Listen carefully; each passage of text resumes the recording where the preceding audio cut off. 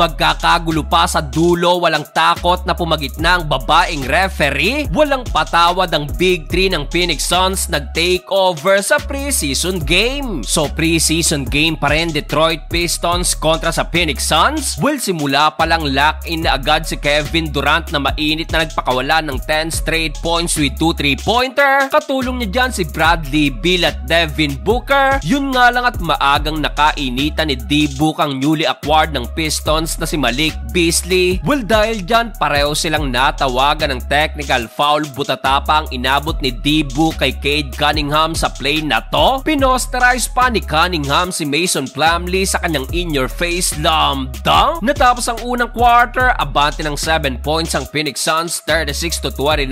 Nagpahabol pa ng buzzer beater 3-point shot si Bradley Beal. Second quarter, hindi pa tapos si Kevin Durant at again muling binuksan ang kanilang opensa sa kanyang another wing 3-pointer. Nasundan pa yan ng back-to-back mid-range jumper naman ni Devin Booker. Hindi naman umubrang haba ni Bol sa two-handed slam dunk na to ni Jalen Duren. Grabe at dunk party si Duren sa ganda ng ball movement ng Pistons na libre pa sa kanyang ikatlong dunk follow-up slam dunk. Well, nabasag na lang ang run na yan dahil sa back-to-back 3-pointer ni Royce O'Neal. Defense to offense, 53-46 and the first 2 quarter. Start of the third quarter, Tim Hardaway Jr., former Dallas Mavericks, finally nagparamdam na sa kanyang corner 3-pointer. Jalen Duren still dunk party pa rin sa kanilang 7-2 run. Baba na lang sana ang lamang ng Suns sa dalawa, 55-53. Kaso Kevin Durant muling binurayan sa kanyang end 1. Hinagis na lang pumasok pa. Pero muling sinagot yan ng another highlight na naman ni Jalen Duren, alley-oop slam dunk. Kaso right away, heto't binura na naman niya ni KD sa kanyang two-handed dunk. Walang patawad si KD at dito kumanapan ng another contested wing 3-pointer. Matapos siya napa-take over pa si D-Book at Bradley Beal. No mercy ang Big 3 ng Phoenix Suns. Kaya naman dito pumalo na ang kanilang lamang sa 18 points, 84-66. Fourth and final quarter, magkakagulo pa ng magkabuhol at magkakiskisan si Damian Lee at ang 5th overall pick ng Pistons na si Ron Holland II. Butit mabilis na naawat yan ng mga coaches at ng mga players na pagitnaan pa pati ang babaeng referee. After nyan, biglang nag-init tuloy ang rookie na si Holland at kumana ng 8 straight points, niliparan si Damian Lee. Well, dahil sa rookie na ibaba pa ng Pistons ang lamang sa single digit. Kaso sa huli, panalo pa rin ang Phoenix Suns sa likod ng 21 points ni KD in 18 minutes.